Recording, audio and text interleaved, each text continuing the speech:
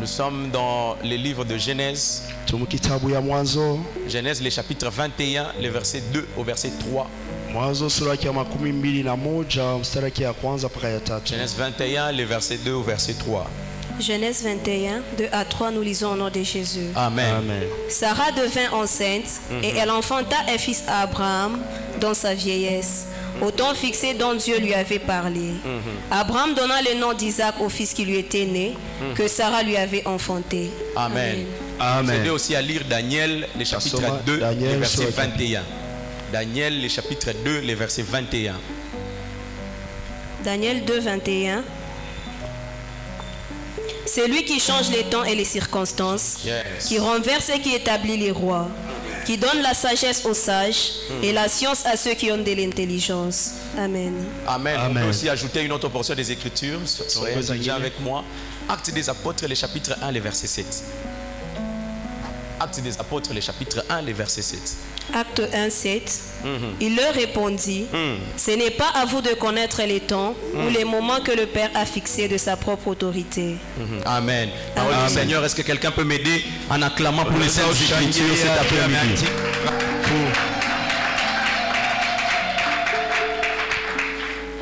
Que Dieu nous bénisse. Amen. Que Dieu nous bénisse. Amen. Je sens cette soirée un peu prophétique. Est-ce que tu peux dire à ton voisin, sois béni par la parole de ce soir. Sois béni par la parole de ce soir. Alors, l'histoire que Maman Vanessa vient de nous lire est l'histoire de Abraham. Il y a quelque chose qui se passe dans la vie de Abraham. La chose pour laquelle il a eu à prier, la chose pour laquelle il a eu à jeûner, la chose pour laquelle il a eu à attendre, il a enfin acquise.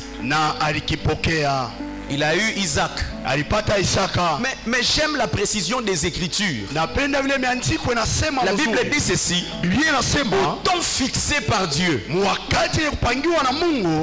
Dieu donna à Sarah Isaac. J'aimerais dire à quelqu'un, la quatrième chose qui nous permet de grandir spirituellement, c'est les temps. Dis à ton voisin les temps. Écoutez, je veux vous dire, il n'y a rien d'important dans les choses spirituelles comme les temps. Écoutez, il y a deux choses avec Dieu. Vous pouvez prier, vous pouvez jeûner. Il y a des promesses que vous pouvez recevoir aujourd'hui. Mais ces promesses-là, elles doivent être soumises au temps pour s'accomplir. Je peux recevoir un bon amen. Amen. Écoutez, c'est la même chose avec l'arbre. Écoutez, quelle que soit la qualité de la graine, l'arbre ne peut pas pousser en 3 jours malheureusement. Il faut que l'arbre puisse respecter les principes du temps. Parce que c'est le temps qui donne à l'arbre la capacité de croître. Il n'y a pas de croissance spirituelle sans la maîtrise et le respect du temps. Les chrétiens les plus bénis sur terre, c'est celui-là qui connaît les temps et qui connaît les circonstances. Est-ce que je peux avoir un bon amen? Amen. Je peux avoir un bon amen? Amen. Alors permettez-moi d'enseigner un peu. Je vais toucher un peu à certaines choses importantes, questions que tout le monde puisse comprendre. Alors le concept temps lui-même, il signifie quoi?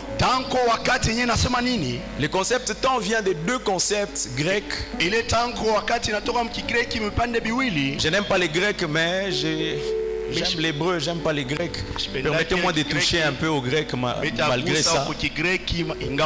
Le temps vient de 2 concepts grecs. Le premier concept grec d'où il vient, c'est le concept chronos.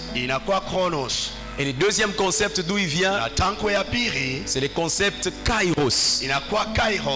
Est-ce que je peux recevoir un bon amen? Amen. Est-ce qu'il y a quelqu'un qui me suit cet après-midi? Alors, Les chronos, c'est quoi? Chronos ni nini? Les chronos, c'est le déroulement du temps. C'est le temps qui passe. C'est le temps normal de choses. Ni wakati ya mzuri vile napita. Par exemple, actuellement, là, nous sommes 17h16. Ça hivi tuko hapa 17h16. Donc, c'est-à-dire, c'est ça les chronos. C'est le temps qui est en train de défiler. Njonye chronos ni wakati tunaishi. Mais les kairos, lui, c'est un peu ça qui va nous intéresser. Les kairos, c'est aussi les temps. Mais ce temps-là, il est bizarre. C'est le temps que Dieu a déjà prévu dans l'éternité pour l'accomplissement de certaines choses. Est-ce qu'il y a quelqu'un qui est béni et qui est en train de me suivre? Est-ce que quelqu'un est en train de me suivre cet après-midi? Alors, il y a beaucoup d'histoires que nous voyons dans la Bible où nous voyons Dieu donner une promesse, mais à chaque promesse Dieu y attache la dimension du kairos. Donc c'est à dire la dimension du temps où cette promesse doit être accomplie. Je vais dire à quelqu'un, Dieu ne donne pas seulement qu'une promesse, mais il donne aussi les temps de la promesse. Dieu ne donne pas seulement qu'une prophétie, mais à chaque prophétie, Dieu y attache la dimension du temps. C'est comme ça que pour comprendre cela, il faut aller dans le livre de Habakkuk, le chapitre 2, à partir du verset 1 jusqu'au verset 4. Habakkuk est en train de dire, j'étais à mon poste, j'ai veillé, il était en train d'attendre les kairos, les moments de l'accomplissement de promesses, les moments que Dieu avait déjà prévus pour l'accomplissement de la prophétie. Aujourd'hui, nous souffrons en tant que chrétiens parce que les promesses de Dieu, elles sont succulentes. Mais on ne comprend pas qu'il y a un kairos, il y a un temps qu'on doit passer pour l'accomplissement. Et souvent ce n'est pas un temps facile. Souvent ce n'est pas un temps facile. Souvent ce n'est pas un temps qui est rempli de roses. Ce n'est pas un chemin où il y a des fleurs seulement. Donne-moi un bon amen. Amen. Et souvent Dieu aime cacher les temps. C'est ça que j'aime avec Dieu. Dieu aime cacher les temps. Il y a trop peu de personnes sur terre qui ont la capacité de lire les temps de Dieu. Donne-moi un bon amen. Amen. C'est comme ça que quand les disciples posent la question à Jésus, ils lui posent la question, Maître, quand est-ce que viendra, quand est-ce que tu vas rétablir les royaumes? Quand est-ce que tu vas rétablir le royaume ici sur Jérusalem? Quand est-ce que tu vas rétablir cela? Quand est-ce que tu vas nous faire sortir de l'esclavagisme de Rome? Quand est-ce que ton royaume sera imparti parmi nous? J'aime la sagesse spirituelle de Christ. Il dit s'agissant de l'avènement, il dit ceci, même les anges au ciel ne connaissent pas l'heure. Ils ne connaissent même pas les temps. Il n'y a que Dieu lui-même qui connaît les temps. J'aimerais dire à quelqu'un, il n'y a que Dieu qui maîtrise les temps. Oui. Il n'y a que Dieu qui maîtrise les temps. Les diables et les sorciers n'ont pas la capacité de connaître les temps. Ils ont la capacité de lire les signes que les temps peut présenter. Oui. C'est comme ça les jours que Jésus-Christ est né. La Bible dit les trois mages, Mercure et ces deux rois, ils ont vu l'étoile en train de briller. Ils ont vu les signes mais ils n'ont pas compris les temps. C'est pour ça qu'ils se sont dit allons adorer les rois. Les diables ne savaient pas que c'est lui qui venait de naître était le Messie. Eux ils ont vu les rois. J'aimerais dire à quelqu'un, écoutez, ton temps wakati yako est entre les mains de Dieu. iko mikononi ya Mungu. Écoutez, il n'y a aucune personne sur terre Hakuna mtu qui a la amapanulia capacité de savoir les jours et de connaître les jours où Dieu va te visiter, les jours où Dieu va t'élever. Il n'y a personne. eko na wakimo ya kujua siku ile Mungu atakutembelea. Hakuna hata mtu mmoja. Un jour, je veux parler de ça. Siku mtasemezea hapa hii Les signes, comment est-ce que le monde spirituel ont parvenu à lire les signes? kani dunia kiroho na Mais permettez-moi d'ouvrir cette parenthèse. mteruhusu ifungule kwa mkato tu. Pour ceux-là qui font des études approfondies de la Bible, Wale bena funda zaidi Biblia, ceux-là qui sont de l'école de Papa Jean-Marie, bien sûr. bebe ku masomo ya Papa Jean-Marie, Bon, si vous allez un peu loin, mkiende mbali il y a beaucoup de théologiens qui rajoutent une autre définition du temps, kwa wale basha kufunda Biblia belongeza kwa mais namna que je n'appuie pas et que je n'appuierai jamais. Que je n'appuie pas et que je n'appuierai jamais. Ils ajoutent une définition qui n'est pas appropriée du temps. Parce que la source de cette troisième définition,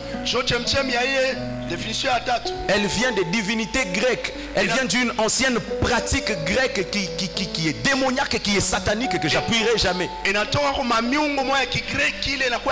Parce qu'il y a certains qui disent qu'il y a une troisième définition. J'ai entendu même certains hommes de Dieu prêcher là-dessus. Cette définition s'appelle Aion. Je crois que ça s'appelle Aion, c'est du grec. On dit c'est la capacité de lire les temps dans les signes. C'est là que viennent les astrologues. Chose que Dieu a déjà interdit. Donne-moi un bon amen. Amen. Je vais continuer avec cette parenthèse. Écoutez, toute personne qui lit les signes, les étoiles pour toi, fuis-le, c'est un magicien qui va te perdre. Moi j'ai vu des gens comme ça dans leur tradition. Oh non, les jumeaux, si c'est la pleine lune, il faut faire telle cérémonie.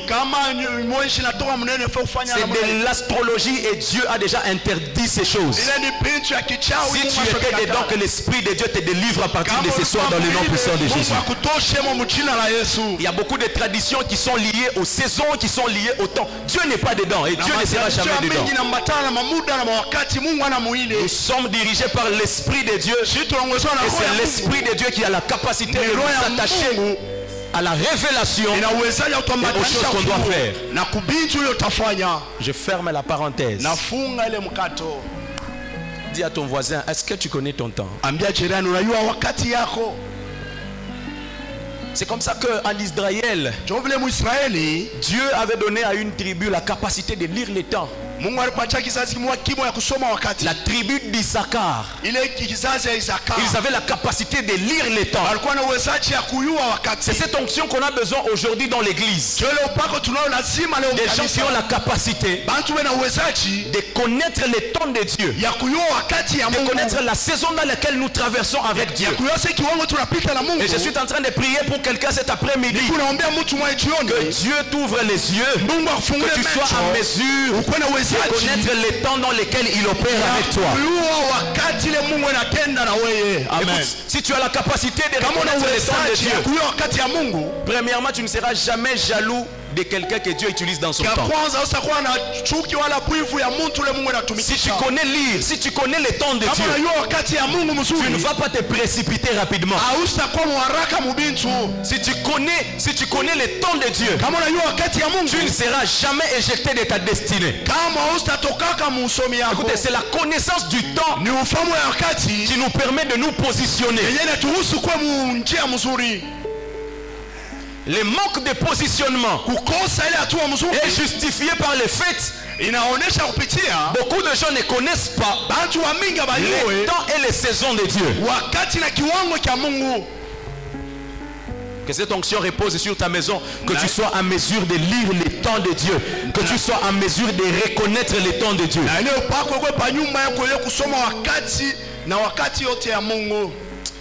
J'aime beaucoup David, je ne sais pas si je vais passer un jour sans les citer. Écoutez, un jour David passe avec son général. Il y a un monsieur qui est en train de l'insulter. Il l'insulte. Le général lui dit, permets-moi juste que je tue ces messieurs rapidement. Il dit ceci, non, arrête. Est-ce que tu ne sais pas si c'est Dieu qui l'a instruit pour faire ce qu'il est en train de faire? Tu sais, si tu connais les temps et la saison de Dieu. Écoute, tu ne vas pas te faire des ennemis n'importe où. David avait déjà reconnu que le temps où il passait, c'était un temps de sécheresse, c'était un temps où Dieu était en train de les travailler. Il avait déjà compris la saison dans laquelle Dieu est en train de les faire passer. C'est comme ça qu'il a dit au général, il dit non, tu ne connais pas le temps.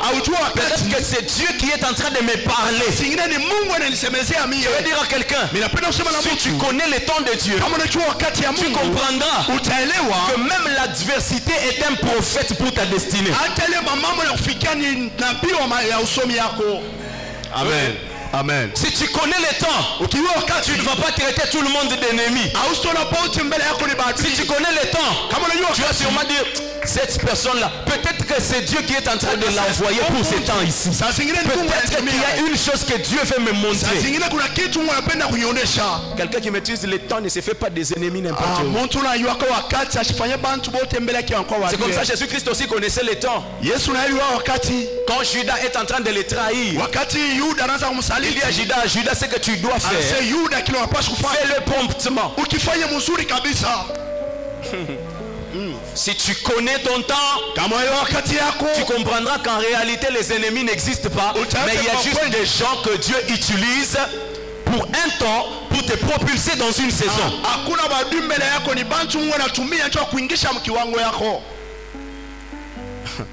Je vais m'adresser encore à un Joseph, je ne sais pas aussi si je peux prêcher un jour sans citer Joseph.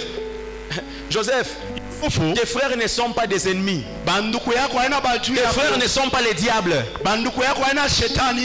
Tes frères ont été choisis par Dieu. C'est Dieu qui les a utilisés. À cause du temps où tu étais, Dieu voulait te faire entrer dans une saison.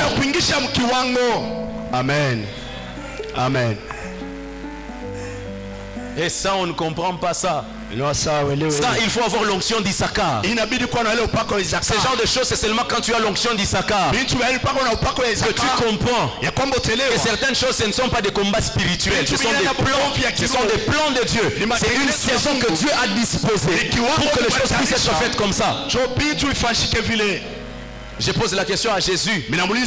Jésus, tu sais très bien que Pierre va te renier 3 fois. Mais pourquoi tu lui donnes les clés des écluses de Dieu? En réalité, Pierre n'était pas mauvais. Mais la saison de Jésus imposait que Pierre puisse les trahir aussi. Amen. C'est pour cela, avant qu'il puisse rentrer au ciel, il a regardé Pierre. Il lui a dit, Simon, fils de Jonas, m'aimes-tu? Il a dit, oui Seigneur, tu le sais. Jésus n'a pas nié. Il lui a posé cette question 3 fois.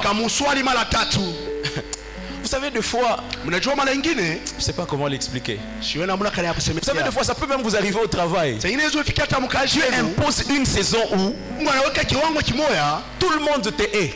En réalité, ce n'est pas qu'il te haïsse. En réalité, c'est que la saison où Dieu veut t'amener, il faut que cette atmosphère-là puisse exister pour que tu puisses y arriver certainement. Amen. Joseph ne te fâche pas contre Potiphar. Potiphar n'est pas le diable.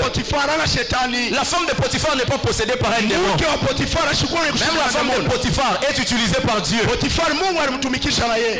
C'est pour ça que la Bible dit ceci. Quand vous passez par les épreuves, ne dites pas que c'est Dieu qui nous tente. Non, ne dites pas que c'est Dieu qui nous tente. Notre Dieu, quand il s'agit de manier les temps et les saisons, il est expert dans ces domaines-là. Dis à ton voisin, tout le monde n'est pas ton ennemi. Dis-lui très bien, dis-lui que tout le monde n'est pas ton ennemi. Amen. Vous savez, je vous ai dit au départ là, je vous ai dit la meilleure façon d'arriver à la maturité, c'est quand on passe par le temps. Parce qu'un arbre de manguier, quand on les voit à l'âge adulte, directement on sait voir que cet arbre est déjà passé par un certain temps. C'est la même chose dans les choses spirituelles. Dieu nous impose des temps et des circonstances pour que nous puissions grandir. Et j'aimerais dire une chose. Il y a un seul moyen spirituel de découvrir l'immaturité spirituelle et de découvrir la maturité spirituelle. Et cette chose-là s'appelle le temps. Écoutez, tout peut échapper au temps. Non, tout peut échapper à certaines réalités spirituelles. Mais rien ne peut échapper au temps. Le temps a la capacité d'exposer le vrai du faux. C'est comme ça que dans le livre de Matthieu, le chapitre 13, le verset 29, Christ est en train de dire ceci. Il dit ceci: laissez livrer et les blés pousser ensemble. Quand ils vont arriver à un certain âge, là vous saurez les distinguer. J'aimerais dire à quelqu'un, si tu te poses beaucoup de questions sur l'authenticité de certaines choses dans ta vie, prie seulement que Dieu accorde le temps spirituel. Expose cela seulement au temps. Le temps a la capacité de la révélation. Écoutez, il y a des révélations. Elles seront présentes que quand vous allez exposer vos réalités au temps. C'est comme ça que Jésus-Christ, il arrive encore. Il parle à propos des faux prophètes. Il dit ceci: les faux prophètes, vous leur reconnaîtrez à partir de leurs fruits. Or les fruits est le dernier stage, le dernier niveau de la maturité d'un arbre. Donc c'est-à-dire, il essayait de nous dire, si vous avez besoin de découvrir un homme de Dieu, s'il est vrai ou il est faux, exposez-le au mystère du temps. C'est le temps qui détermine la maturité spirituelle de quelqu'un. Amen. Même les ailes amères pour les découvrir, exposez-les au temps. C'est comme ça qu'il y a des gens, il a commencé aujourd'hui, il était serviteur de Dieu. 2 ans après, il devient Rasta. Il a produit les fruits, c'est le temps. Il a été exposé à la puissance spirituelle du temps et le temps a révélé sa nature. Écoutez, les faux n'ont pas la capacité de beaucoup trop se cacher. Les faux n'ont pas la capacité de beaucoup se cacher. Quand il y a un faux quelque part, ne vous agitez pas. Accordez-le du temps. Le temps vous révélera la vraie nature de cette chose.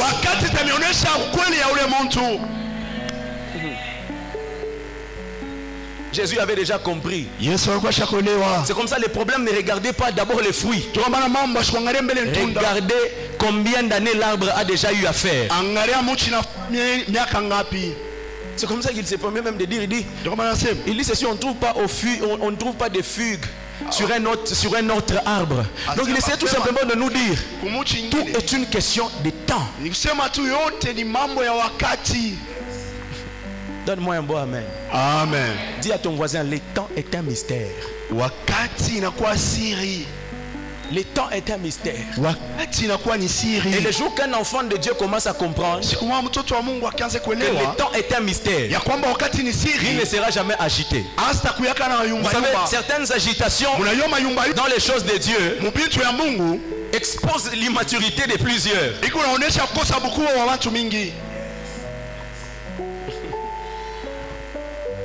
Écoute, si tu sais que dans 3 jours, le président va passer ici, tu sais ce que tu vas faire? Tu vas te tenir là-bas. Même si on te disait quoi, tu ne vas jamais quitter cet endroit. Parce que tu sais que dans 3 jours précisément, le président sera là-bas.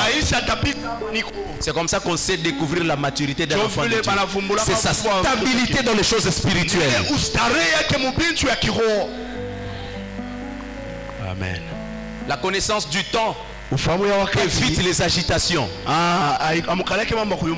Les gens qui ont les habitudes, les matins ils prient ici à la JTL, le soir ils prient dans l'église de tel prophète, là-bas ils prient avec tel prophète. C'est trop simple. C'est juste problème de maturité. Donne-moi un beau amen. Amen. Donne-moi un beau amen. Amen. C'est un problème de maturité. Quelqu'un qui a la maturité, il sait rester dans un endroit. Que ça puisse se passer, il n'y a pas de problème. Que ça ne puisse pas se passer, il n'y a pas de problème. Parce qu'il a déjà grandi spirituellement. Il sait que c'est là que Dieu va me visiter.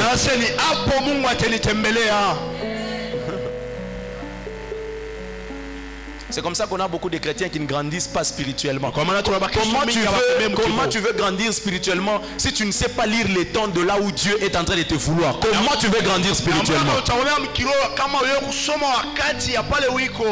J'ai touché ici un point l'autre fois, j'ai dit, comment toi un enfant de Dieu, on peut commencer à t'imposer les mains partout. À Kanona, il y a un prophète qui t'impose les mains les vendredis.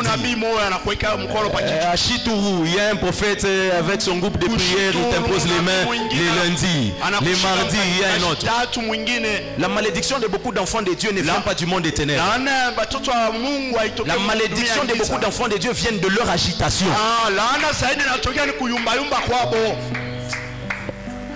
Vous savez, ce qui avait détruit Abraham, ce n'était pas ses ennemis, c'était son agitation. L'autre fois j'ai parlé d'Ismaël. Ismaël était juste une agitation d'Abraham. J'ai dit la fois passée, aujourd'hui si on a l'Iran, on a l'Irak, on a la Palestine, toutes les personnes là qui combattent Israël, c'est trop simple. Ils viennent d'Ismaël. Des fois certains combats spirituels, on les crée parce qu'on n'a pas compris les temps et la saison de Dieu. C'est tout simplement ça. J'ai prié pour toi à partir de ce soir, que tu maîtrises ton temps et que tu ne commets pas des erreurs qui vont créer des combats prochainement. Je suis en train de prier pour toi, que tu comprennes les desseins de Dieu, que tu comprennes les temps de Dieu dans son dessein, afin que tu ne puisses pas t'agiter. Dans le nom puissant de Jésus-Christ de Nazareth.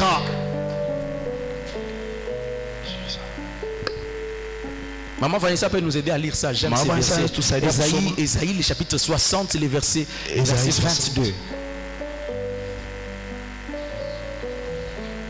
Ésaïe, le chapitre 60, les versets 22. Les versets 22. Ésaïe 60, 22. Le plus petit deviendra un millier et le moindre une nation puissante. Moi l'Éternel, je hâterai ces choses en leur temps. J'aimerais dire même à quelqu'un, écoute, tu peux être appelé à la grandeur. Tu peux avoir la sémence de la grandeur. Mais tu dois comprendre une chose. Dieu n'expose pas la grandeur à tout moment. Dieu ne manifeste pas la grandeur à n'importe quand. Écoutez, la grandeur est un problème de temps. Le jour que tu comprends la saison de ta grandeur, écoute, c'est le jour que tu deviens béni. Il y a beaucoup de gens parmi nous, on n'entre pas dans notre destinée parce qu'on n'a pas encore compris, on n'est pas encore entré en possession de la connaissance du temps où Dieu veut nous exposer. Dieu n'expose pas tout le monde à n'importe quel moment. Tu peux avoir la grandeur, mais être toujours en brousse comme David. Tu peux avoir la grandeur, mais être en prison comme Joseph. Tu peux avoir la grandeur, mais être dans les déserts comme Moïse. Tu peux avoir la grandeur, mais être dans la grotte d'Adoulam comme David. Tu peux avoir la grandeur comme Jésus, mais être dans la maison d'un charpentier. Le jour que tu entres en possession de la connaissance de ton temps et de ta saison, tu vas grandir, tu vas mûrir, tenir et tu ne vas pas t'agiter. Avant que tu ne sortes ce soir, Dieu te permettra d'entrer en possession de la connaissance de ton temps, de la connaissance de ta saison. Ah, j'aime une chose. Jésus-Christ arrive aux noces de Cana. On lui dit, il n'y a pas de vin. Marie lui dit, transforme, fais un miracle. Il dit, mon temps n'est pas encore arrivé. Je vais y arriver, je vais expliquer pourquoi Jésus avait dit. Pourquoi Jésus-Christ avait dit ça? Jésus-Christ avait dit ça parce que tout simplement, Jésus-Christ n'était pas dans le chronos. Mais il y a un problème qui se passe. Quand on lit Daniel, le chapitre 2, Daniel chapitre 2, la Bible dit qu'il est le maître des temps et des circonstances. Donc c'est-à-dire Jésus-Christ en étant dans les noces de Cana, le temps ne permettait pas qu'il puisse faire un miracle. Mais déjà, comme la Bible, comme l'Ancien Testament avait déjà prophétisé sur sa nature à maîtriser les temps, Jésus-Christ a dû faire un miracle. Mais pas dans la dimension du chronos, mais dans la dimension du kairos. C'est pour ça que j'aimerais dire à quelqu'un, quand Jésus veut te visiter, il ne dépend pas de ton temps, il ne dépend pas du temps de ta famille, il ne dépend pas du temps de ton patron, il dépend de son temps lui-même, parce que c'est lui le maître des temps et des circonstances. Ah, j'aime une chose qui est en train de se passer dans le livre de Jean, le chapitre 5. La Bible dit ceci: il y avait un homme qui avait déjà passé 3 décennies. Il s'est couché là-bas. La Bible précise qu'à chaque fois, de temps en temps, il y avait un ange qui descendait dans la piscine et qui agitait l'eau. La Bible dit de temps en temps. C'est-à-dire cet ange ne maîtrisait pas les temps. Il pouvait descendre aujourd'hui et demain ne pas descendre. Mais j'aime une chose. Quand le maître des temps et des circonstances lui-même est venu, il n'a pas attendu que le mouvement de l'ange puisse être là. Parce que c'était lui-même le temps. Il n'avait pas besoin du temps en temps. Parce que lui-même le temps lui obéissait. Il a regardé cet homme et lui a dit ceci: prends ton lit et marche. Je vais dire à quelqu'un, Dieu qui est le maître du kairos, qui est le maître des temps, et en ces lieux ce soir, il ne dépend pas du programme de ta maladie, il ne dépend pas du programme de ton problème, il ne dépend pas du jour que tu dois avoir ton salaire. Ah, ce soir il m'envoie avec une bonne nouvelle. Il est venu changer les circonstances dans cette saison. Il est venu changer les saisons. Ah, j'aime les Écritures. La Bible est en train de dire ceci: un jour Jésus était en train de passer. Il y avait une femme. La femme était en train de perdre le sang. Elle avait perdu le sang pendant plus d'une décennie. J'aime. À peine. J'ai dit quelque part, j'ai dit, regardez comment le diable joue avec les gens. Pierre dans la Bible on l'appelle Pierre. Jean dans la Bible on l'appelle Jean. Mais la femme qui perd le sang, on l'appelle par son problème. Au lieu qu'on puisse se limiter là, on l'appelle par rapport à la durée. Kama shetani anashuka maisha yako, kitu ya kwanza anafanyanga ni kulia temps yote yako. Nikubeba temps yako yote. Le diable est un dévoreur de temps. Donc c'est-à-dire qu'il avait déjà perdu 12 ans dans la vie de cette dame. Cette dame, au lieu qu'on puisse l'appeler par son nom, on a commencé à l'appeler par le nom de sa maladie et le temps qu'elle avait déjà fait dans la maladie. Mais elle a compris un mystère. Elle n'a pas regardé Jésus comme n'importe qui. Elle a dit ceci: cet homme, il est plus qu'une divinité. Il est le maître des temps. La Bible dit ceci: au même instant où elle avait touché la tunique de Jésus, ça n'a pas pris 3 minutes, ça n'a pas pris 1 heure. La Bible dit c'était instantané.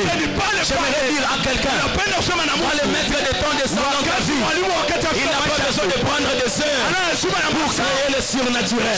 Quand il descend dans ta vie, le surnaturel se passe dans les tiers. Rachète ton temps ce soir dans le nom puissant de Jésus. Je ne connais pas combien de temps le diable a eu à te faire perdre dans le péché. Je ne connais pas combien de temps le diable a eu à te faire perdre avec ta maladie, avec ton manque de travail. Mais j'ai une bonne nouvelle pour toi. Le maître des temps et des circonstances, il est là. Celui qui maîtrise les kairos, il est là et il descend pour te visiter. Écoutez, quand le maître des temps descend, parce qu'il maîtrise le temps, il maîtrise aussi les règles qui accompagnent le temps. C'est pour cela ce jour-là, quand il entre dans la maison de Abraham, il dit ceci, dit la saison prochaine, au même moment, tu auras un enfant. Il n'avait pas besoin de connaître l'âge de Abraham. Abraham avait déjà fait un siècle. Sa femme, l'âge était déjà avancé. Il n'avait pas besoin des règles de la nature. Quand il est descendu, il n'avait pas besoin de tout ça. Parce que le temps lui appartient. La saison prochaine, au même moment, tu seras en train de rire. Parce que Isaac signifie rire. Je suis en train de dire à quelqu'un, quand le maître des temps décide de te visiter, il commence par te faire rire. Amen. Posez la question à Marie de Magdala et Marthe. La Bible dit ceci. La Bible dit ceci. Lazare était déjà mort. Il y avait 4 jours. Elles étaient en train de pleurer. Comme il est le maître des temps, il est entré dans leur maison. Il est entré en Béthanie. La Bible dit ceci, quand il est entré, Lazare a été ressuscité. Ils ont cessé de pleurer. Ils ont commencé à sourire. Je ne connais pas le deuil que le diable a créé dans ta vie. Je ne connais pas combien de jours ça a pris. Je ne connais pas combien de saisons ça a pris. Mais j'ai une bonne nouvelle pour toi. Même si le temps passé pour faire de pauvres, je connais une chose. Les temps à venir vous trouveront de gloire. Parce que notre Dieu est le maître des temps et des circonstances. Amen. Oh là là. Amen. Pour montrer à Joseph qu'il est le maître des temps et des circonstances, il entre dans les rêves de Joseph. Joseph se met à rêver. Le premier rêve de Joseph, il voit la lune, il voit les étoiles. Mais quand je rentre dans les écrits, de David, David est en train de dire ceci. Il a fait la lune pour marquer le temps. Le soleil sait quand il doit se coucher. Donc Dieu est en train de montrer à Joseph, les promesses que je te donne, ce sont des promesses qui marchent avec le temps. C'est pour ça qu'il a vu la lune et les étoiles. C'est comme ça qu'il a vu le soleil. Je suis en train de dire à quelqu'un, ne t'en fais pas. Dans tes promesses, Dieu y est présent. Le temps de Dieu y est présent. Même si tu es en train de traîner, même si tu es en prison à ce moment, même si tu es passé par la trahison, ne t'en fais pas. Dieu a déjà mis une chronologie dans tes promesses. J'ai l'habitude de dire une chose. Dieu est comme un restaurant. Quand tu entres dans un restaurant, on te montre seulement les images. On te montre l'hamburger. On te montre le cheeseburger. On te montre l'image de la pizza. On te montre le poulet frit. On te montre la mortadelle. Mais on ne te montre pas les processus. Que ces plats doivent être préparés. C'est comme ça que Dieu est. C'est comme ça que Joseph, il a vu la lune, les grands astres se prosterner. Mais il n'a pas vu le processus qui allait amener la lune à s'incliner. Écoute, sache que le temps de Dieu c'est toujours le meilleur temps. Amen. Tu te dis, tous les jeunes filles de ma génération sont mariés. Ah, ne t'en fais pas. C'est un petit problème. Le maître de temps connaît par quoi il est en train de te faire passer. Amen. Amen. Écoute, quand c'est le temps de Dieu, vous savez, hein, une chose. Joseph, tu rêves la lune. Tu rêves les tu rêves même les soleils. Tu rêves les étoiles. Joseph, toi tu es quel astre? Non, les astres, c'est pas comment je veux dire, parce que le soleil aussi est un astre. Toi tu es quel astre? Notre Dieu est un Dieu qui est mystique. Écoutez, le mot mystique n'est pas approprié seulement que pour les sorciers. Dieu est trop mystique. Dieu peut te donner des promesses. Il te montre la promesse. Dieu est trop mystique. Écoutez, il ne faisait pas partie des astres. Parce que la dimension de Joseph était une dimension qui était au-delà des astres.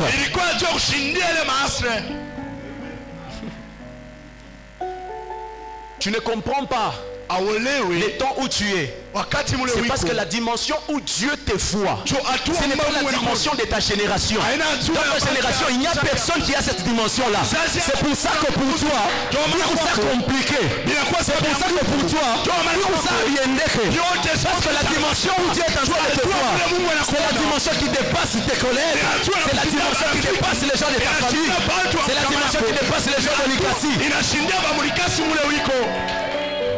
Deux fois, Dieu s'arrange. Dieu fait le tout. On ne puisse pas les comprendre. Et il aime ça quand on ne les comprend pas. Dis à ton voisin, Dieu aime quand on ne les comprend pas. Colossiens, le chapitre 1, le verset 26. Colossiens 1, j'aime les Écritures, mon Dieu. Les mystères cachés de tout temps et dans tous les âges, mais révélés maintenant à ses saints. Écoutez, même quand Abraham était en train de passer par ces saisons compliquées, Abraham ne comprenait rien. Tu ne comprendre ni Mungu alikuwa Moïse anamexpliquer bien. Oui. Nous comprenons les livres de Genèse. C'est moi ce que Dieu a expliqué. L'histoire et le parcours à Moïse. Non, c'est-à-dire à un moment, les Joseph, les Abraham, les Jacob, ils ont appris à être fous. Non, c'est-à-dire, à se comprendre que n'arrive pas à comprendre là où tu es la mère. C'est compliqué toujours. Il a les promesses, mais il est chez Laban. Et il n'a rien. Et même quand il fouille chez Laban, il rencontre Esaü. Comment s'appellerait Dieu?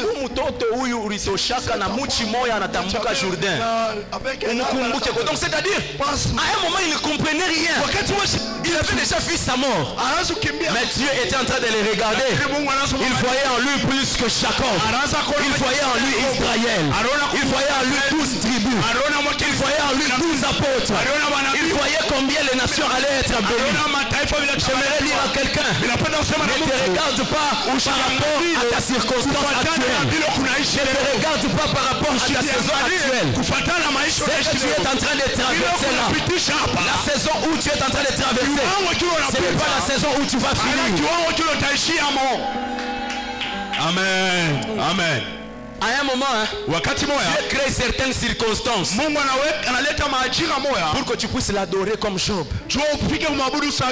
À la fin de tout, que tu puisses dire, mon rédempteur est vivant. Il ne se limite pas là. Et il s'élève quand? Quand je dis dernier, c'est une saison. Donc c'est-à-dire dans la vie de Job, il y avait plusieurs personnes qui semblaient être des rédempteurs. Mais ils sont venus avant. Mais il a compris que la saison de Dieu était la dernière qui s'est passée dans sa vie. Amen. Les choses de Dieu. Je suis en train de déclarer, si comme moi, tu ne comprends pas là où Dieu t'amène, que tu sois consolé par l'onction du Saint-Esprit. Vous savez, même Moïse, Moïse ne savait pas là où Dieu est dans la de l'amener. Écoutez la promesse. Il dit ceci: je vais t'amener dans les pays où coule le lait et le miel. Si c'est moi, je vais refuser. Seigneur, est-ce qu'il existe ici sur terre un pays où il y a des rivières avec le miel et avec du lait? Et d'ailleurs, même quand il semble arriver dans ces soi-disant pays, on envoie les espions. Ces pays-là, il y a des géants, il y a des fils d'Anak là-bas. Tu sais, hein, des fois tu peux regarder tes promesses. Les choses que tu es en train de vivre, c'est comme si tout. Mais j'aimerais te dire une chose. Les promesses de Dieu restent les promesses de Dieu. Si Dieu t'a déjà promis, même s'il y a l'adversité, Dieu va t'imposer. Même s'il y a l'adversité, Dieu va t'installer. Ce n'est pas l'adversité qui peut pousser Dieu à changer d'avis. L'adversité n'a pas la capacité de changer la saison de Dieu dans ta vie. L'adversité n'a pas la capacité de déroger ce que ton Dieu a eu à dire. Ce qu'il t'a dit, il l'accomplira. Et il l'accomplira certainement. Amen. Donc c'est-à-dire, Dieu montre le miel, mais Moïse oublie que le miel ne tombe pas du ciel. Le miel est fabriqué par les abeilles. C'est-à-dire, avant d'entrer là-bas, il a trouvé le propriétaire du miel qui était le fils d'Anak, qui était le géant. Des fois dans nos promesses, Dieu nous montre le miel. Il garde les abeilles parce qu'il sait que les abeilles vont créer les suspens. Non, film est quoi Boutamu? Suspense ni kama film yafika pa Butamu. Ni pale film yafika pa Butamu. Just suspense. Écoutez, j'ai l'habitude de dire des choses. Mungu ashipendeke tubintu kwa facile. N'aime pas les choses faciles. Dieu ne veut pas te donner un véhicule que ton oncle a la capacité de te donner facilement. De l'argent que ton oncle peut te donner facilement. Ça c'est trop petit. Il ne peut pas se rabaisser jusque là. Tu aimes les choses compliquées. Quand ça devient compliqué, il s'est dit voici ce que j'étais en train de chercher. Là c'est maintenant que moi je fais ça. Dieu aime ça. Quand les situations deviennent compliquées, Daniel a compris. Il s'est dit, si seulement Dieu est le maître des temps. Si seulement Dieu est le maître des temps. Limité ça, non. Il sera trop limité. Il n'est pas seulement que le maître des temps, mais il est aussi le maître des circonstances. Parce que c'est lui qui maîtrise les temps, maîtrise aussi les circonstances. C'est lui qui maîtrise les temps, maîtrise aussi les saisons. Amen. Les jours que tu comprendras cela, tu ne vas pas commencer à pleurnicher devant n'importe quoi. Les jours que tu comprendras cela, tu ne vas pas commencer à te plaindre devant n'importe quoi. Écoutez, il faut avoir la capacité de voir Dieu même dans un orage. C'est ça la maturité. La maturité, c'est quand on a la capacité de lire les temps. Là on devient mature. Quand tu as la capacité de lire et de comprendre que derrière la maladie qui est en train de m'attaquer, il y a Dieu dedans. Là tu as mûri, là tu as grandi. C'est comme ça un jour, Jésus pose la question à ses disciples: qui suis-je pour vous? Il y a quelqu'un qui avait déjà compris les circonstances. Il s'appelait Pierre. Il dit ceci: nous savons que tu es l'envoyé de Dieu, tu es le Yeshua Amashia. Il avait déjà compris la circonstance. Il avait déjà compris les saisons. Écoute, quand tu connais la saison, utaya kumufumbula Mungu na pale bantu bengine baye kumufumbula. C'est là où les gens n'arrivent pas à découvrir Dieu. Amen. Il y a des choses que tu ne feras pas parce que tu as déjà maîtrisé les temps de Dieu dans ta vie. Amen. Il y a des choses que tu ne permettras pas de t'arriver parce que tu as déjà compris les temps de Dieu dans ta vie, les temps de Dieu dans ton travail, les temps de Dieu dans ton ministère. Tu dois comprendre les temps. Amen. Je suis en train de déclarer cette parole prophétique sur ta vie. Que Dieu te donne la compréhension du temps. Compliqué, que tu comprennes les temps. Même si les choses ne vont pas marcher comme tu l'as prévu, que tu aies la capacité de comprendre les temps. Même dans tes pleurs, que tu sois à mesure de comprendre les temps. Même dans ta joie, que tu sois à mesure de comprendre les temps. L'apôtre Paul avait atteint une certaine maturité. Il pouvait comprendre la présence et l'implication de Dieu, même dans sa nudité, même dans son manquement, même dans ses pleurs, même quand il a été dans les séjours de mort. Il a dit qu'il a compris que Dieu était avec lui. C'est comme ça qu'il se permet de dire dans le livre des Romains. Il dit qu'il nous séparera de l'amour de Dieu. Il avait déjà compris. Écoute, si tu connais le temps de Dieu, tu sauras détecter l'amour de Dieu là où les autres ne savent pas le détecter. Même dans un sorcier, tu auras la capacité de détecter l'amour de Dieu dedans de lui. Donne-moi un bon amen. Amen. Si tu maîtrises les temps, il y a des combats spirituels, tu ne vas jamais t'impliquer dedans. Ça c'est pour les enfants. Gaspiller, je ne peux pas gaspiller mon onction dans ces combats-là. Je ne peux pas gaspiller mon onction. Jésus-Christ, quand le diable attaque Jésus-Christ, après 40 jours et 40 nuits, Jésus avait compris à la fin que c'était un combat inutile. Il a dit ceci, retire-toi. Parce qu'il est écrit que tu ne tenteras pas l'Éternel ton Dieu. Il n'a pas voulu attaquer le diable. Même si le diable l'attaquait, Jésus Christ a repoussé ce combat-là spirituel.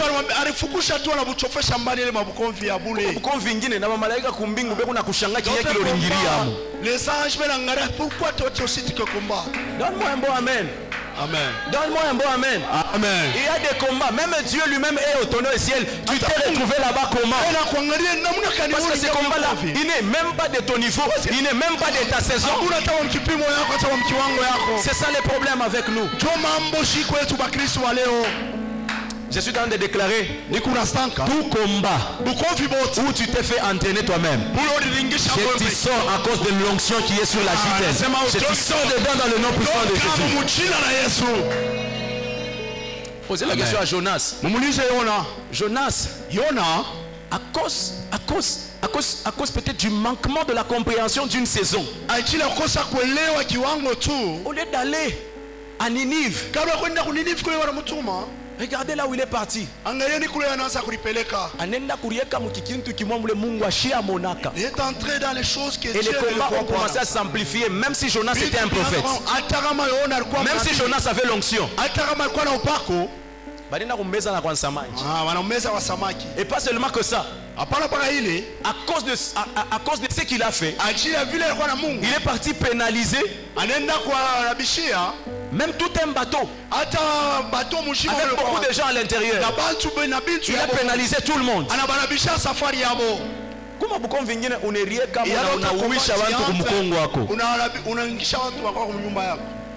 À cause du manque de la connaissance de la saison et de la circonstance.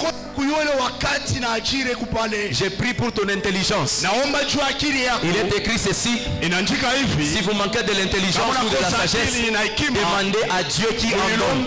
Je déclare sur vous que Dieu nous donne l'intelligence de comprendre, que Dieu nous donne l'intelligence de comprendre. À partir de ce soir, que Dieu nous donne l'intelligence de comprendre.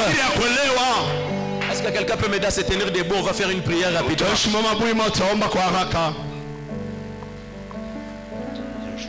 Ce soir, avant que tu ne puisses sortir, Dieu change ton intelligence. Avant que tu ne puisses sortir de cette porte, que Dieu puisse faire une mise à jour dans ton intelligence.